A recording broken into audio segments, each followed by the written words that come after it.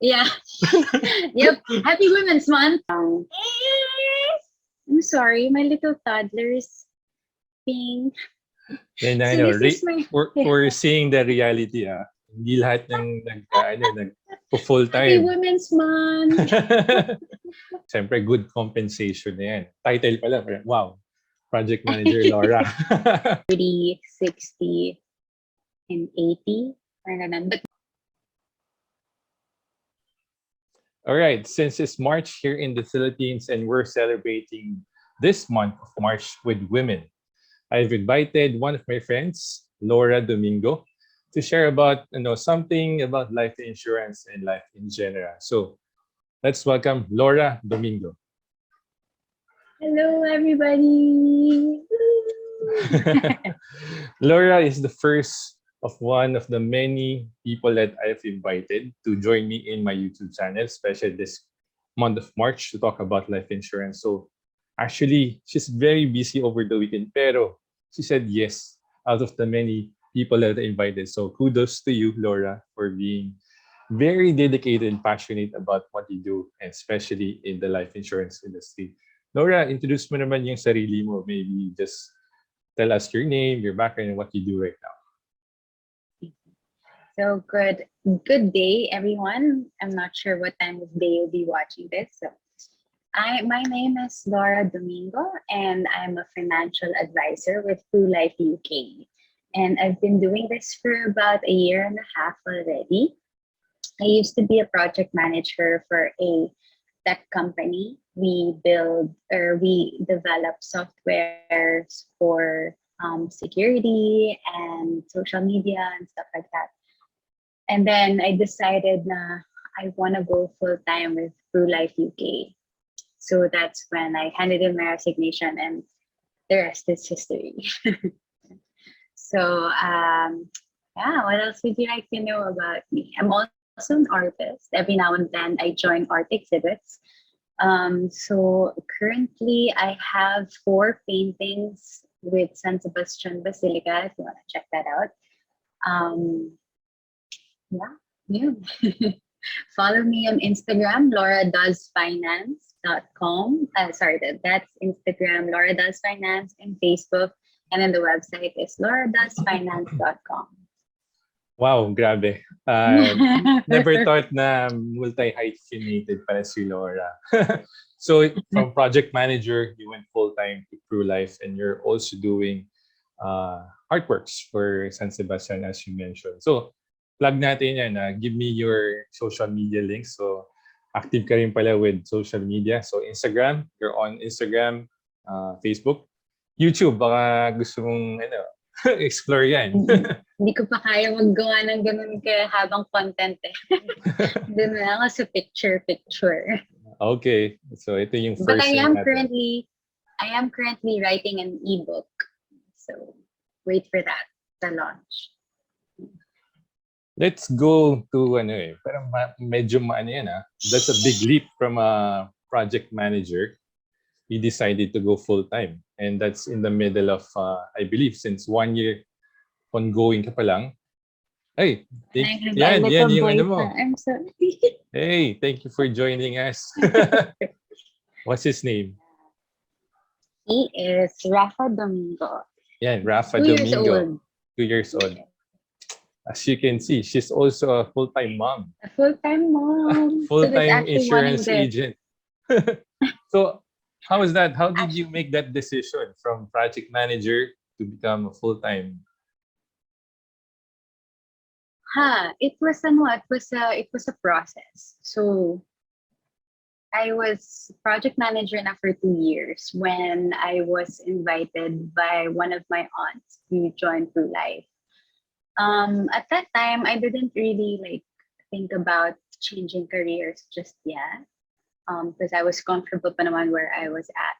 But I guess I just wanted to see what was out there and learn more about the life of sales, in gantong industry. So it was really just an exploratory thing for me when she invited me. So then I joined some seminars, learned what they do, understood what the products were, because the products were very, very relevant to me as a mother. Then life insurance, protecting my son, ensuring he has a college fund or a high school fund, and all of these things.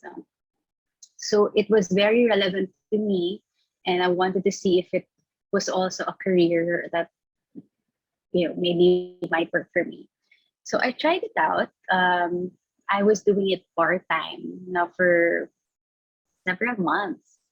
Siguro mga 7 months I was part-time when I decided na so they had this program kasi called ACERS, PruVenture program. No? And this program allowed people to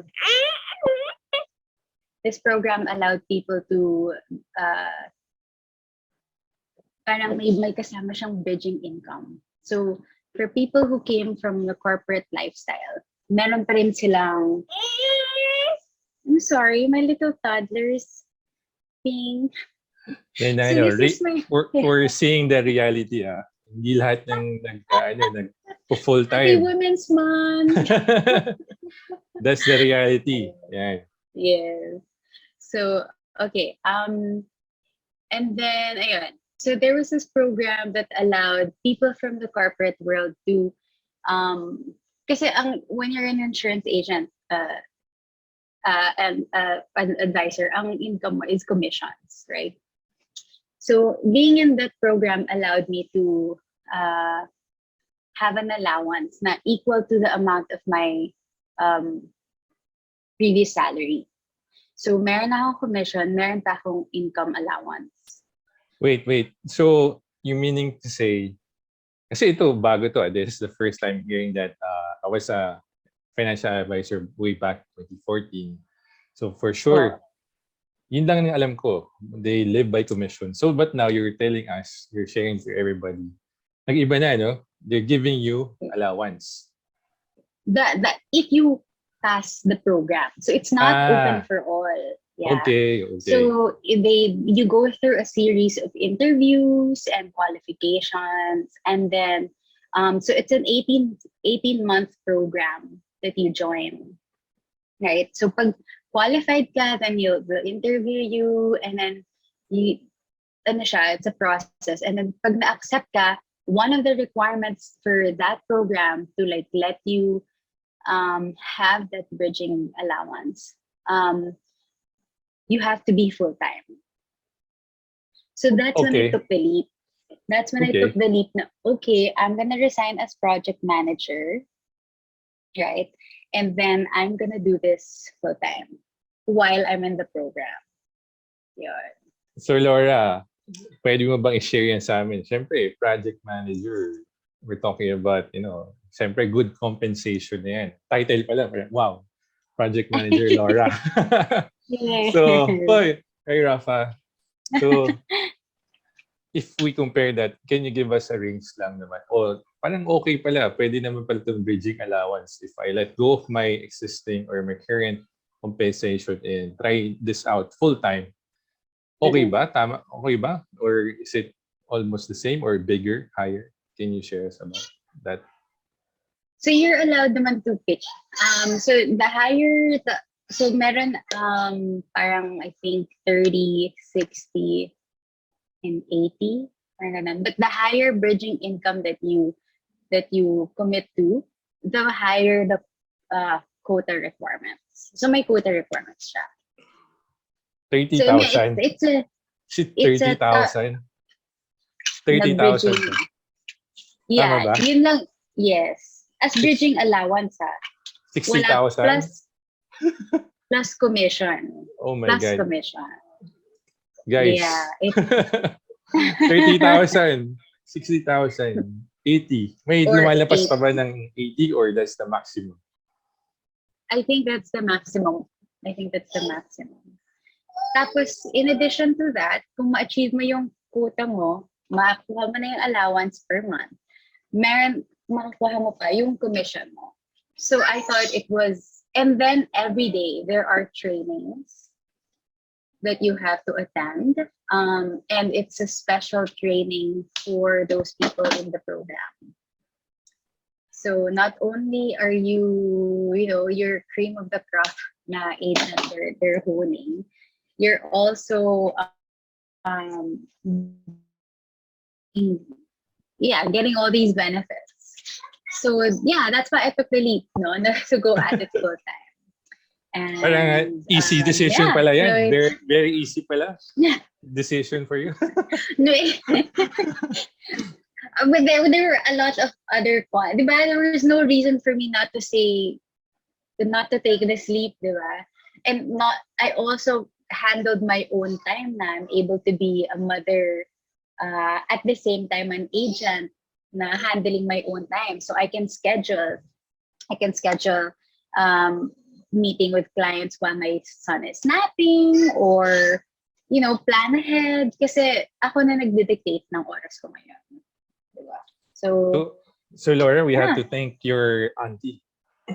Yes, that's very true.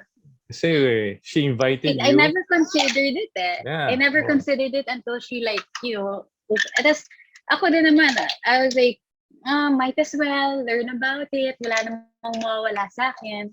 Ayun, I instead na may nawala pa sa akin, I gained everything.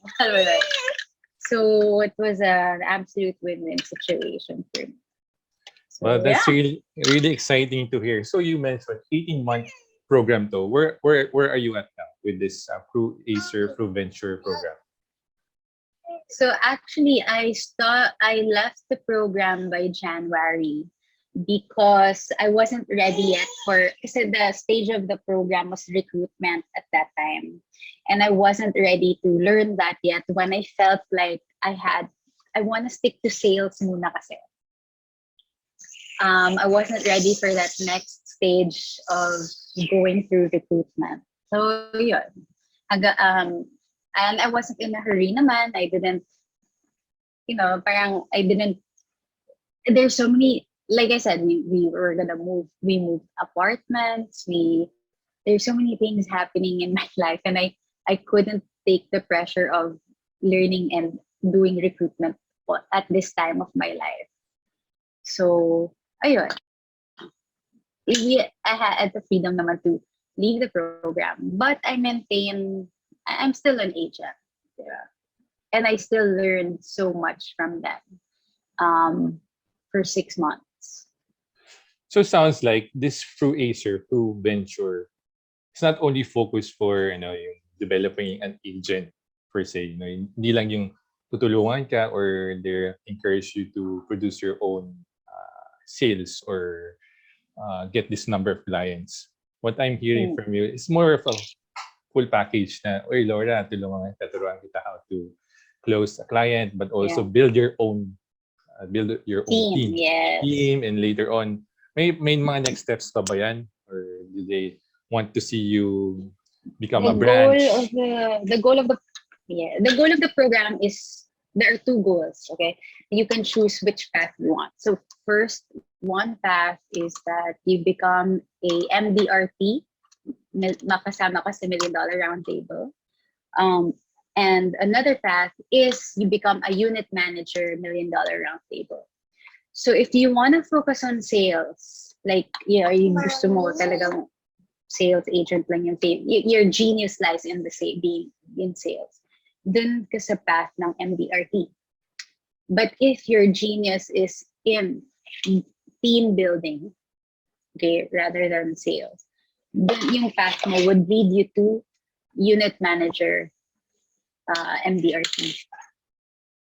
So at the end of the 18th program, the goal is either UMDRT ka or MDRT. So for you, Laura, which path did you choose? MDRT ka or UM? I wanted UMDRT. Okay. Actually, so MDRT was, I realized that I had to master being an MDRT first before kasi UMDRT, you're handling other agents na. And so the growth is a lot better, but it's also a lot more pressure. And at this time of my life, I can't take that pressure yet. So Yun. Yeah, iba talaga ang reality when it comes to becoming a full-time mother, full-time agent. Iba talaga compared to, kunyari, you're an agent but a single person, you're working professional without dependents. You have really your own time.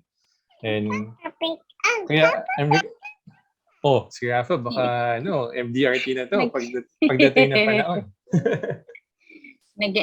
he wants to watch Peppa Pig daw. Everything. Peppa Pig. So siguro, Tipid ko lang Laura, to.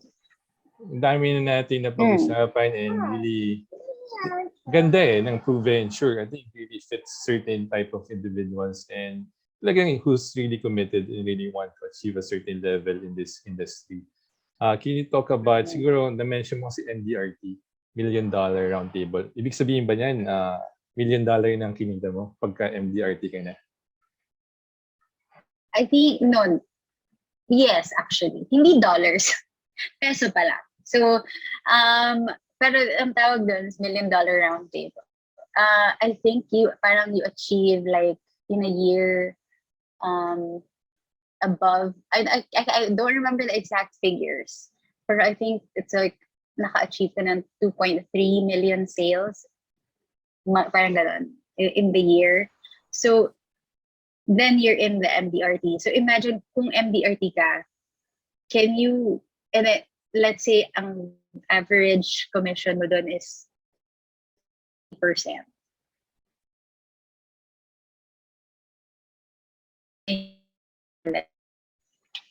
Hello.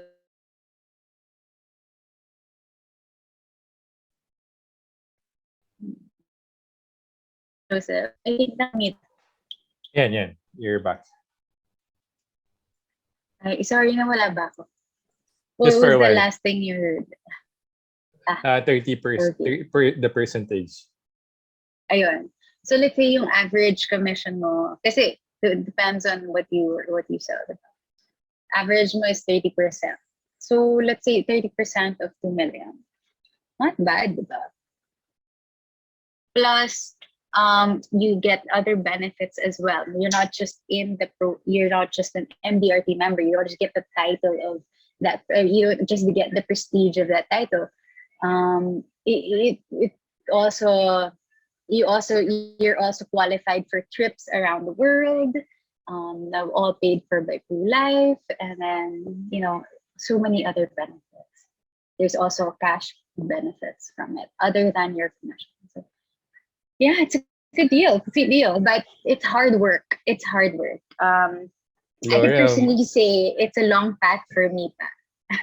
Where do I sign up, Laura? Come on, I'll show you. I mean, the process is easy. You just have to take a few trainings with us at the start, and then we'll help you study for the licensure exam. So not everybody can be an agent. You have to, because the insurance industry is strictly regulated by the Insurance Commission of the Philippines. So you have to be a licensed financial advisor, and you have to take an exam or 2 exams from the commission, from the Insurance Commission of the Philippines. Once you've passed that, then you can be an agent. And then, so, and we'll help you out all throughout the process. Dali lang pala, Laura. Baka may mga sagot ka na rin ba sa question sa exam? You mentioned 2 licenses. You have both licenses. Yes. Okay. So the first one is for variable products. So yun yung may mga investment portion ng like so insurance and investments. And then there's the traditional insurances, which is full insurance lang. No investment included. Okay, so for you guys, everybody watching yan. We're dealing with financial advisors, life insurance agents. Make sure lang natin, we'll just ask, do you have a license for traditional and also for the variable? Huwag nyo nang hingin yung score, yung mga score nila sa exam. Basta may license. Basta may license. Okay, good standing with their company. You're good to go. And then, Si Lora naman, even further than that, she was qualified then with this specific program that they call PruLife, that is Pro ACER and Pro Venture. Really interesting program. And for those na watching this, I think they're also considering maybe I need something else to explore or looking for something that is doable for my situation. And here example for Laura, what we're seeing right now, full-time mother, very young mother, young, young looking, Yes. from PM to full-time True Life financial advisor is very doable kasi na-mention ni Laura, the time is there, the balance, you have your own time. Yeah. Compensation-wise, ibang level. Ikaw na nagsasabi, you're asking, oh, you give me 30, 60, or 80, you have the choice. You're giving them the choice and you just have to put in the work. What's really good about it is in this program, parang all support BBA sa'yo, di ba? Like, yung trainings ba, how's it scheduled? Every day ba yan? Or Sa first few months, halos everyday siya. But as the months, siguro mga like by the third, fourth month, mga siguro first 2 weeks na lang of the month, yung trainings, ganyan. Kasi assume na nila na they know a lot more about the products, and so you're expected to do more work na, ganun. So it sounds like a sweet deal, diba? But it's also a lot of hard work. So don't get me wrong, the life isn't easy breezy, but at the same time it is. Kasi very doable nga siya. It's a matter of time management, enjoying what you do, and if you pay attention to the classes, like if you're really focused on the training, by the time you're out of the training, it's all in your mind. Then it's so much easier to execute. Diba? So, yeah, so many people have done it. People achieve these things. And after the 18th month, they're unit managers and MDRTs guarantee. But you have to put in the work, okay, and achieve the monthly goals. Kasi if you're not, you'll be asked to leave the program. Para siyang management training, 'di ba? Sa mga corporate, you have to do a certain amount of work, and if you don't, they're gonna drop you out of the management training program. So it's kind of like the same. Okay. So yun. But as for me, I wasn't ready to do the whole recruitment part. Just I want to do the sales part for now and master that, and then do recruitment on my own time when I'm ready. Yeah. well, mukhang magiging easier yan for you since I think you have your social media set up, your Instagram, your Facebook, and also ito, pag to lumaki itong YouTube channel nito. Woohoo! I'll be praying for that. Look for Lora and she'll help you get started with True Venture. It's a very nice program, I would say. It's really will fast track you compared to yung mga agents before. They don't have that bridging allowance. Really helps a lot. Yung a certain amount, 30,000 goes a long way, especially if you use it now in times of parang Facebook advertising or just Google advertising. That goes a long way. Kasi that's affordable, and you'll definitely achieve your sales target. Can I ask, how far are you now for getting that MDRT, or you already achieved that? No, for me, what I want to achieve first for the meantime is actually what I'm trying to do is just to have enough monthly, parang ma-regularize ko yung monthly commissions ko na enough for me to like kasi my husband's also working. He's the one working full time. So this one for me is whether or not I do well. Buhay kami thanks to my husband. So my goal right now really is to be a good mother first and Kasi this boy is so Colette. Look at him. Look at this cute baby. Hello. Hello.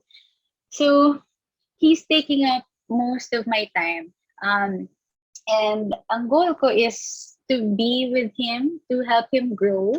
And if my time, may career din ako. So, yun yung goal ko right now. So another ano yan gandang nga din yan life hack. So make sure yung partner mo. Yeah. Yep. Happy Women's Month. Ano lang yan, just one part din ba? As you can see, Lora is doing well and managing her motherhood very well. Yan. And I think that's one thing na we can pick up from this conversation. Lalo na yung siguro nagtatanong, kaya ba? Manageable? Or baka talagang di kaya? Mahirap yan as a mother right now. So, Lora, ready ka na ba sa hard questions natin? Yan yung mga madadaling questions. Game. Game. Pero okay lang ba naririnig niyo yung Peppa Pig song in the background? Yeah, totally fine. Okay. We're as authentic, as natural as we are here. Okay, game. Okay. What are the questions? I'll try my best to answer. Sa usapang election, we're not trying to be political, pero have you come across, kung ako, example, I plan to run as a candidate for the Philippines in our local government or national government as insurance agent. Pwede mo ba akong bigyan ng policy or is there certain guidelines that says no? For politicians, I believe most of the time the answer is no, because your chances of being a target is higher than the average person. Yeah. So I think possible naman, but it might be like mas mahal lang insurance mo. I haven't personally come across giving insurance to a politician. But what I do know is that it's harder for politicians to get life insurance if that's their occupation. Yan. So mga balak maging presidente, vice president, make sure you're already covered before you run to the... Hanap ka ng ibang security blanket if it's not life insurance. Oo, baka hindi ito yung best time. There's certain guidelines kasi as Lora mentioned, during election time, it becomes more riskier to insure a person who has a political and public interest. Wow! Talagang pang true venture mga sagutin dito. Okay, last one. Last hard question. All right. Since pandemic started, mas naging madali ba or mas maging hirap ang pagiging isang agent, especially with COVID around? Di ba, limited na face-to-face. Normally kasi ang mga meetings, coffee tayo, I'll bring you to a coffee shop or let's talk about your insurance policy in a hotel lobby before, or in your conference room, boardroom. Now, wala, limited. We're all stuck in lockdown tayo. How was it for you? Or how did it go? It's actually a lot easier now for insurance agents because everything's online.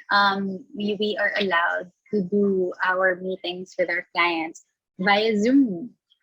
And then PruLife has been very, very good in adapting to the new normal. All our technology and giving the clients what they want, what they need, customizing the products for them. They're all in our application called PruOne. So then that's what we present to our client. And right there and then, while we're meeting, I'm gonna show you. This is before that traditionally, like pre-pandemic, mag-meet tayo, magko-coffee tayo.